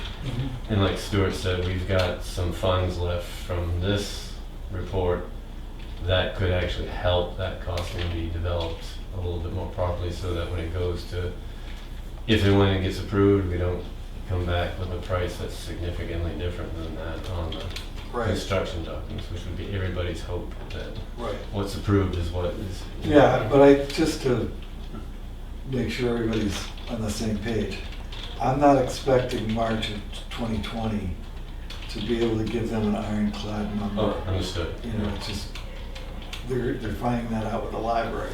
You know, they got their ironclad number and then all of a sudden it's $50,000 short. So now they're massaging all kinds of little parts of it to make it work, and also trying to raise some more money. We want to, March of 2021, when we were actually going to put it up to the voters to construct, then we're going to need a really firm number. Right, and there's no way to accurately anticipate what Cement Costs costs. are gonna be, what yeah, the 18 cost months increases out, are going right. to be 18 months out. Right. But still, even in March, we would like to know, at least feel comfortable that we've done due diligence to get a number that, Right. if nothing else, is accurate at the time. Yeah. Yeah. And, you know, the caveat being it hasn't been put out for bid either, so we're dealing with industry averages, not the marketplace, until we go out with some money. So backing up, the intent would be one article in March of 2021 for construction costs. Do you want then that to be we should be targeting to bid the project the previous October, so you can roll into the budget Right. season with that hard number? Right. March of 2020 is gonna signal the public mood, for all intents and purposes. And that's So if that's positive, then, yeah, we need to be ready to break ground as soon as town meeting's over. In 2021. 2021. Which I think is Which fine. means we need to go through the bid process before town meeting. Right. So we've got a number to work with. Far enough in advance to get into Yeah. the appropriate Yeah. cycles. Yeah. Yeah. And what we've done typically in the past with, it made more sense with municipalities is when because that's the downside, we're bidding it the better part of 6 months before construction. Now, while labor rates wouldn't change that much, materials are the big thing that just constantly fluctuate. We found it actually easier to, rather than asking contractors to project a number, is they basically bid it based on the time and materials costs at that time, and then you on the backside build in an allowance for material increases that's just part of the overall project. Then it's not something they built in, it's then you need it, it's there if you need it, Right. but then if you don't need it, Yeah. you don't need it. It just seems a smarter way, because the danger then is then you get into contractors and subcontractors, everyone starts padding their costs, Right. not knowing how much is a piece of steel or concrete gonna cost 6 months from now. Or if they get stuck, they start, like they did with the jail, put aluminum wiring in, and it becomes just a nightmare. Right. On the other end. Yeah, I mean, we can get into that process in next year's cycle. Right. But if we can get some sizzle for this year, they're not gonna buy the steak this year, but they're gonna buy the sizzle. And it's the picture, it's the process, it's the more firm cost estimate, Mhm. so that they've got a feel for how it's gonna work. I'm sorry, go ahead. Chief, what is your input? Well, that was my understanding. What we talked about at the last meeting that we had discussing this was that it was going to be two phases. First phase was that for 2020, we vote on more of the bid package and the finalizing the actual plans, with 2021 being the vote.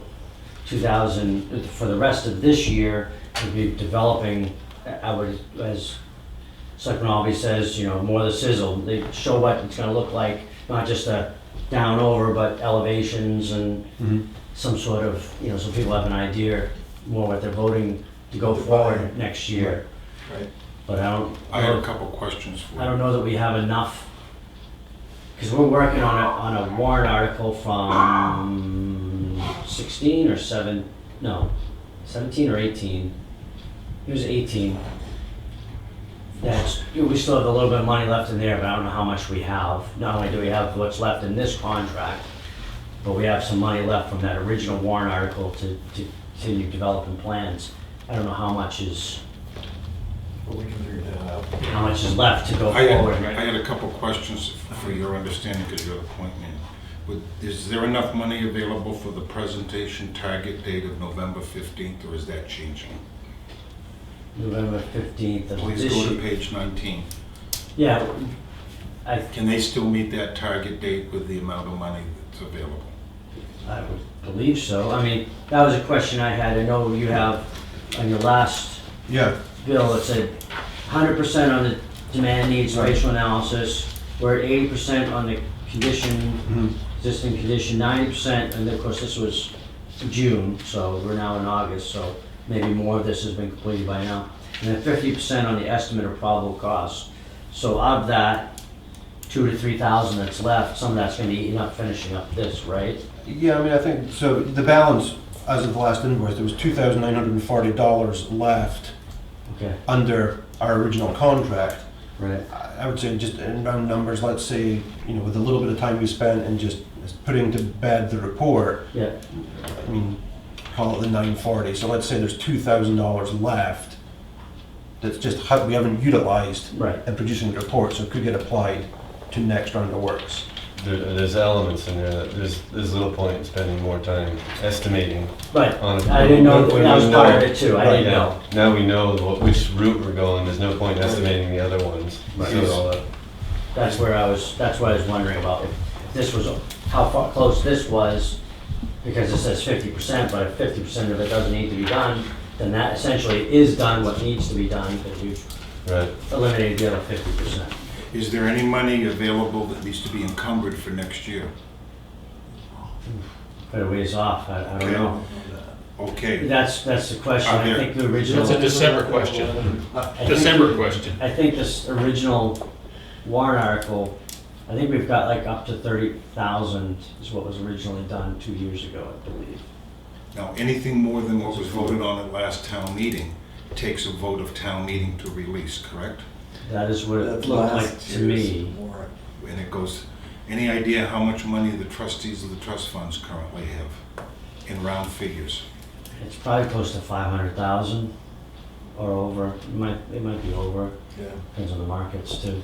Okay, the next It thing was, is, it was about 460 last time I, number. would the plans be in your mind that there'd be a warrant article to use those funds that are already set aside to fund 2020's effort? Well, I think that's That's not. up That's to him. our decision. yeah, Right. Okay. I'm not in favor of I, using you know, that. I think you, I say we ask for a little more money, because we're gonna have to ask for more money right. over time. Right. We might as well get the So I process see done. two pieces here for next year. One is an article that funds the full design and bidding of the project, whatever that turns out to be.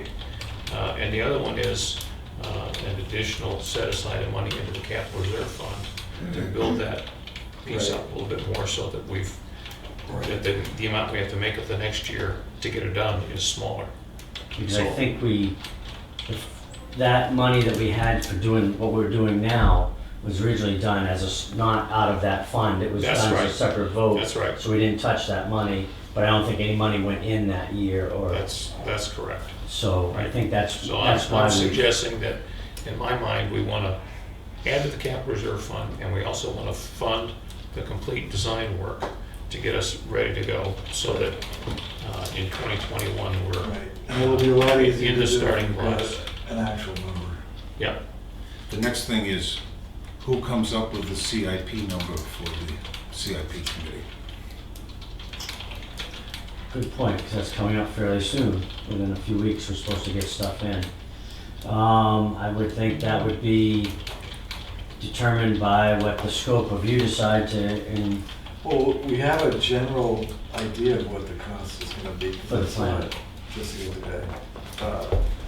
Yeah. For from the, the, but they were just talking about a new, the design work or No, the Construction. construction costs? Yeah. We got a Yeah, it's construction in there, cost, it's in there.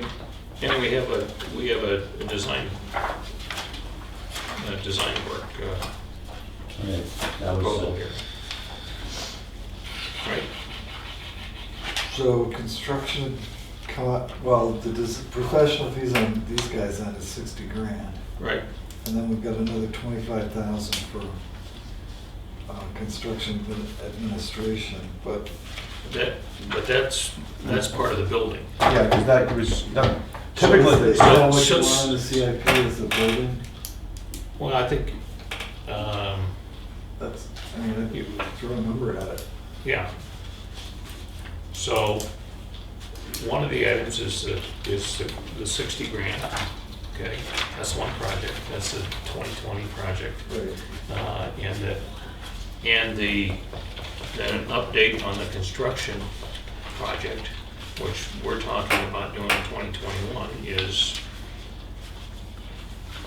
somewhere in the neighborhood of whatever that number is that they estimated. How much for capital improvement? Huh? How much for- Ideas? how much for- All. But how much for putting the money aside? That's our decision. Do you have an estimate of what you're thinking of? No. We all have our own estimates. Right. So We aren't into that. as I understand it, Yeah. it is a short period of time that needs the following three pieces of information. The ongoing fees through the bidding process in 2021, correct? 2020. 2020.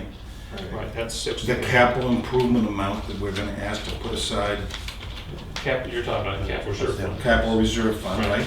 And then the project fund itself for the year after. Those are the three figures that the CIP is going to want for their book, right? Right. Those are three numbers that will Right. need to go forward. Right. yeah. And Those we're are, gonna do our best. sure. We're not gonna fall on our sword over the CIP committee. But, you're right. I mean, Right, so the 2021 numbers do matter for them for their planning purposes. Yes. Right, and you have a number, or whatever, that's estimated already for construction for the Dearborn site, right? Yeah, that was yeah, it's in their report. in the report. So that's a straw man to put in now. Okay. Yeah, You know, and we doesn't adjust need as to we be go said. along. And Right. the benefit to getting something in, letting chew on it, and I think we get it from budget committee too, when we come back and change it later, is it's important when we close the year out and go to town meeting that we work with the best information that we have at the time, which is going to be different than it is in September. But Yeah. we'll get some early information as best as it is now in, and adjust as we go forward. Yeah, Don and I can always come. So the 60,000 though, because we were talking phasing, 60,000, is that still the, because you talked, when you started out today, you talked about a new proposal, that's why. Right, it was really dependent on how much available funds you had potentially For this year. between now and the vote next March. Yeah. Right. So, I mean, we were projecting around $5,000 to complete schematic design. Yeah.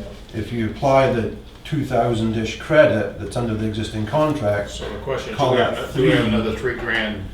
and then if, as Phil mentioned, we get a little in design. I mean, if you had, let's say, 5 to 7 available, I think we'd be in really, really good shape Okay. for March of next year. And is it feasible, would it make it easier if you have money set aside from that vote for what was effectively our contract? If there's more money left over, we could potentially just do what you want under this existing contract, you know? And then that, the next year's phase would be an entirely separate We need to contract. establish what we got left to spend this year. Right, And you can tell us how much of this you can get done, and we can just right. Right. moving forward.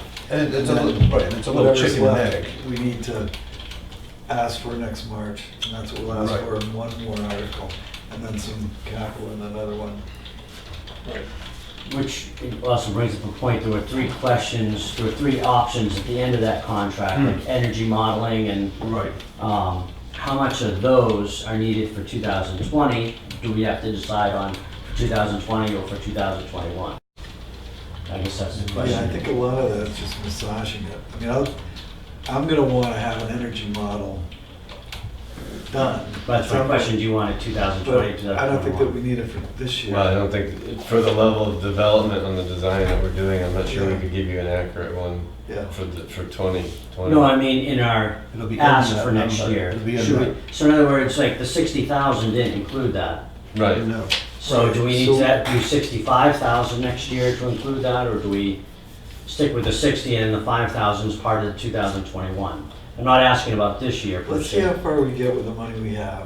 So between now and December, or maybe earlier than that, November, we should have a pretty good idea of what's left to do, what is gonna bring us up to a comfort level, and how much that's gonna cost. And that's what we're gonna ask for.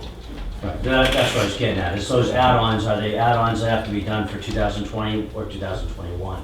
If we choose to go with those. 221, I think. Like the energy modeling would need to be in 2020's ask. That's what I was Because getting it'd be at. part of the fees we would encumber before 2021. The 25 number, the construction administration, That's 2021. well, Right. typically the way we've done it, probably doesn't really matter, is it just makes it simpler, and it's part of our contract you'd execute, but it's contingent on voter approval in 2021. Right. So it's there, it's already accounted for. Okay. I guess we could pull it out and leave it, and you re-vote on that, and we need another contract in 2021 to do Well, it. when we expand the building budget, we just gotta know how it's broken up. Right. You know, if we're gonna take the construction administration out of it, then we gotta know that we're doing that, because it's. Right, just getting lumped into the number in 2021. That was my point. It goes to Lloyd's thing, what do I have to submit? Do I Don't do overthink 60? it. We're good. Okay. We're good for now. Yeah. Okay, we'll revisit this fall as we get more information. How much of, let's assume for 2 seconds that we got $10,000 and we say, here's 10 grand, how much of this can you get done? What's a good time frame for you folks? I mean, with 10 grand, we would be through schematic design and into the early stages of design development. So that would put us in really good shape for March of next year to make presentations, to have good graphics, all that stuff would be in really good shape, hypothetically. So I think that would work well. That was the first part of your question. Okay, and when will we have that information And so that we can structure that 2020 warrant article for? I mean, it's, End of the year, yeah. oh yeah, I mean, easily before That's- December 31st, we could accelerate that that's before fair. that. Yeah. Okay, so we get a warrant article together. We'd like to have our warrant articles together the first part of December, so let's just keep that in the back. so we But you wouldn't per se need all the graphics. No, we don't You need just all need the that. wording. Yeah, we just need the numbers. How much of this is left to do Right. in 2020, and how much money are we gonna ask for? That's what we're gonna need. So we'll meet again, let's say in November, and you'll show us what you've gotten done. What needs to get done for the 2021? So how much money do we need to raise in 2020? That's perfect. But just in order, so, just a process piece in that, do we need to, just an amendment to this contract? Because obviously, $2,940 from now, we don't have a contract to continue working. So do we need just an amendment to this to spend that hypothetical $10,000? We need to give you the number. Right. I mean, and we can work it two ways. You could say, we have this much, where can that get us to? Right. Or we can be like, I mean, I I think, mean, I'd rather keep this in play, because it's what we're working with, it's a structure within which we're working. right, so it's So just an we'll additional amend it. scope of services we tack onto this, so it's a 1-2 pager. Yeah. All the terms and conditions remain the same. And And we say then that's what we'll work under to get to next March. Right. And then from an accounting standpoint, we can look at how did what we did this year affect the 60 grand that was our original Absolutely, contract. because that'll then come off of to ask for next year. Sounds good. All right. Anything else? Buckaroos? I'm good. All right, good. So between now and, Friday, we'll put that number together as far as how much money we've got. And get it off to these guys. And then we don't meet next Monday, but we meet the following Monday. So Mhm. if there's a hiccup, we'll certainly know by then. I was taking a solid waste. Throw it into building maintenance and run it through the police department. What do you got left in your budget, buddy? Huh? What do you got left in your budget? Fair amount, because I get, There you go. We're all set. but hopefully I can get the computer guy. All right, great. Thanks for coming in. Thank you, guys. Sorry Thanks for your time. the long process. All right, travel safe. Thank you. Thank you. Little Libby. Yes, you're Alana's brother? Yeah. Yes. It's funny, one day she said, oh, one of my brothers is Selectmen. She's talking about a post and beam thing in the back, and I'm looking at the roof and I'm saying, that's 65 feet wide. What are you gonna have? 50-foot, rafters made out of logs? No, that's not gonna work. It's not gonna be that way. Any addition is gonna be a lot smaller than that. Something's gonna happen. Yes. Thank you. All right, thanks again. Thanks very much. All right, next item of business is the signature file. Okay, first signature is for a permanent application for property tax exemption for a widow of a service member. I don't know if you read this. I did. Yep. I'll move approval. I'll second. And was there a recommendation highlighted? There was, and the recommendation is, for reasons mentioned above, I recommend only awarding the surviving spouse credit of $700 effective for 2020 tax year. The, I don't know what the original credit was, but it was for more than 700. I move the question. All those in favor? Aye. We also applied for the disability, but it didn't. Right. Yeah. 812. The next item for signature is a volunteer for our Tuftonboro Swap Shop, Jay Sacramore. I'll make a motion that we approve this. Second. All those in favor? Aye. Aye.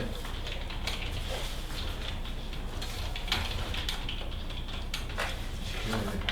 Next item for signature is a new member of the CIP, the Capital Improvements Program Committee, James Weigel. His term will expire in 2022. I'll move approval. Second. All those in favor? Aye. Aye. And the next item for signature is a right of burial for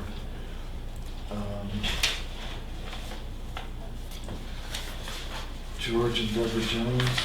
Vote approval. Second. All those in favor? Aye. Aye. And the next item for signature is a lien discharge for 107 Union Wharf Road. The lien has been paid to the town through the sale of the property. I'll move approval. All those in favor? Aye. Aye. Wasn't seconded. Lloyd seconded it. Yes. Okay, I the think other- I did. The other is a lien discharge on, what do we have, 2 of these, Karen? It's Yeah, it looks like two one's copies. older and then one's new, it's a Oh. 2014, right? And then a 2018? Yeah. Yeah. Yeah. Okay. Yep, so they're 2 liens. Okay. 2 liens. This is the second lien on the same Not property. good. Yeah. I'll move approval. Second. All those in favor? Aye.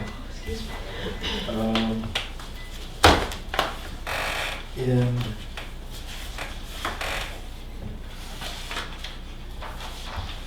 I was not able, in the correspondence, there's a letter from the Carroll County Broadband Initiative. I was not able to go to the first meeting, but I will, because of the doctor's appointment, I will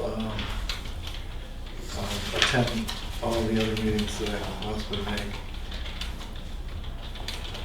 And I just have to say that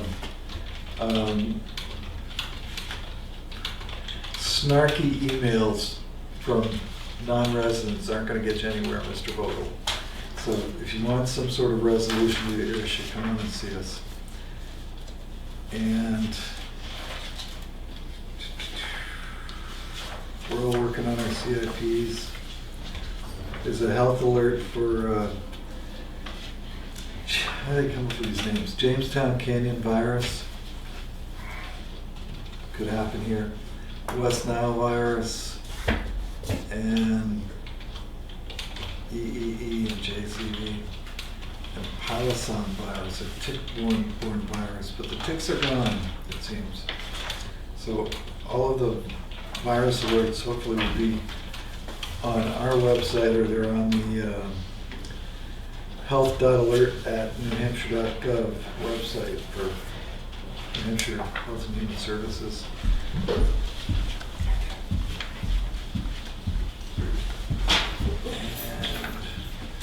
We have a couple of wetlands permits, one with private property.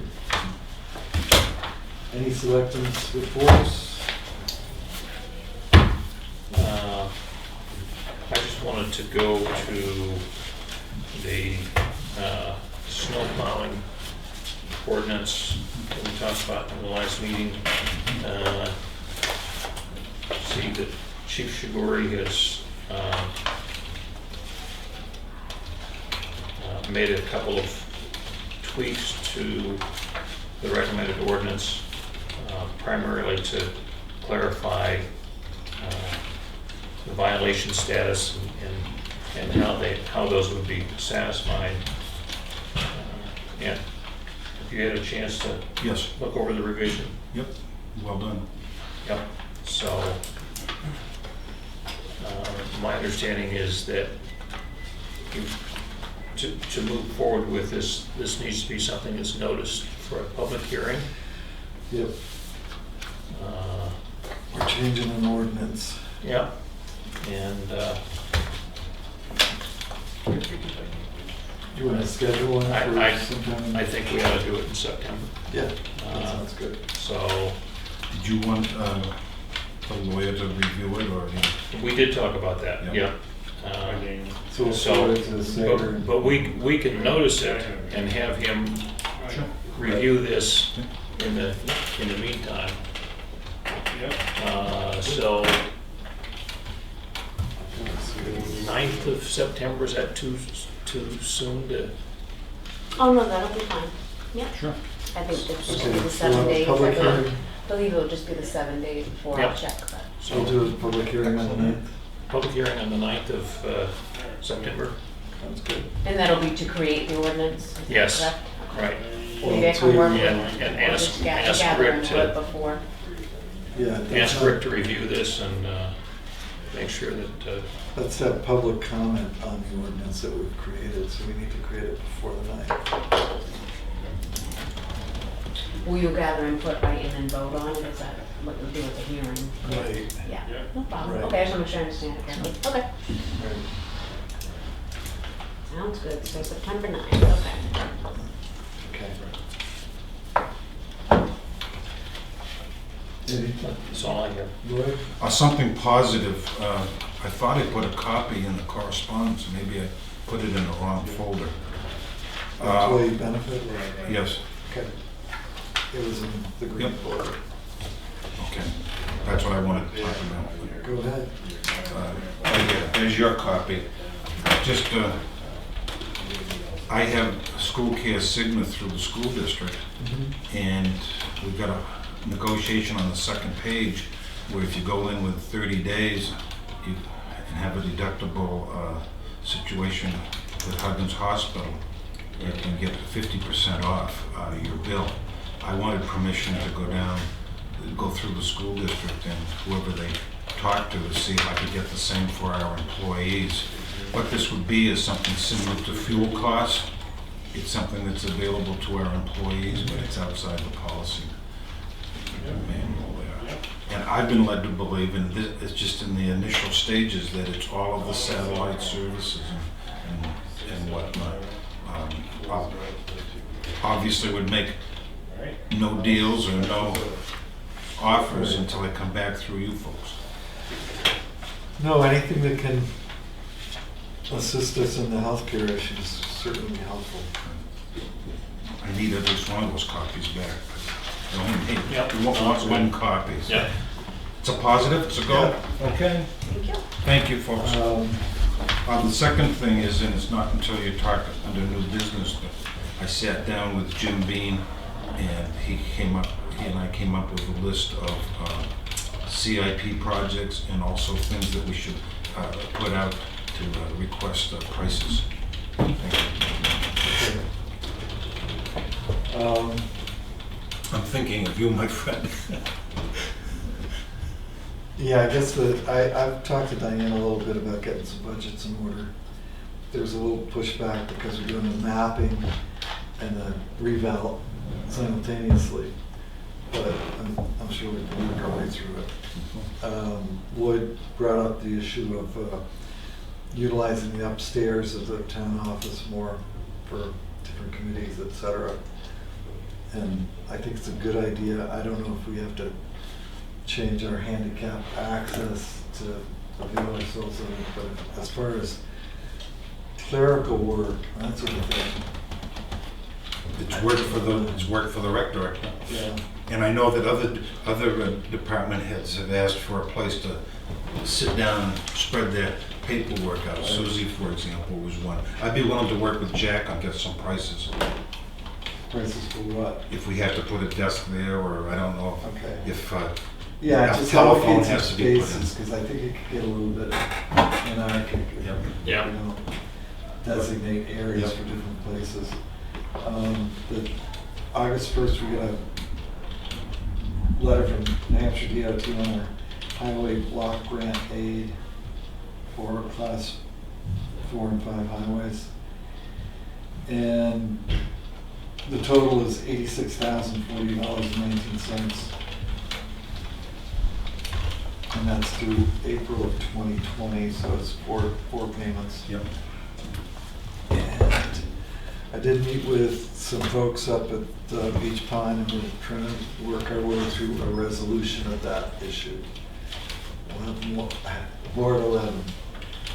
And I'm assuming there's no hearing Wednesday. No what? Hearing Wednesday. No, there's no.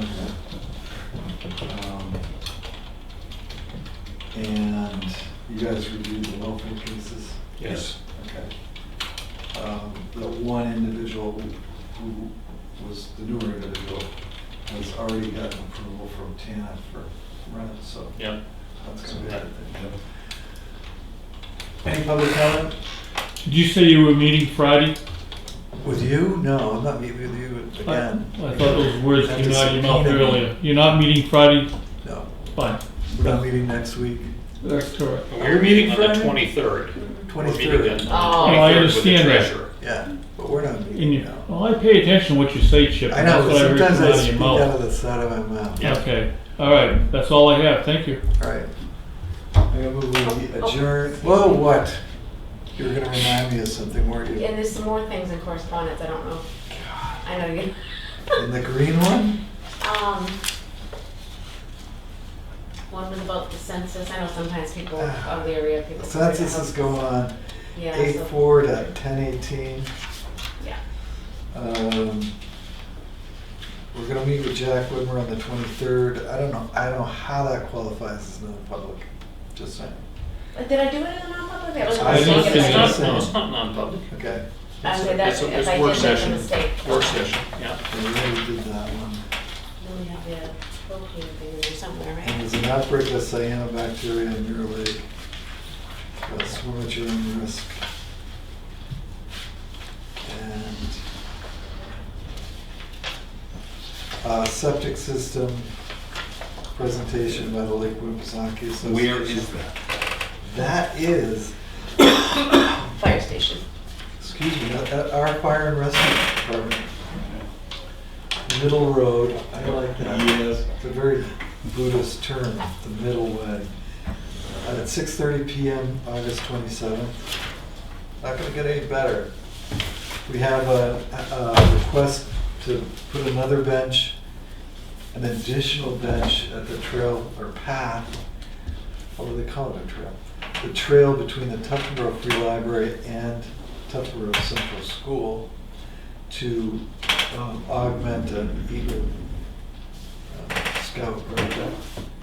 I think we're all in agreement, Yeah. that's a good thing.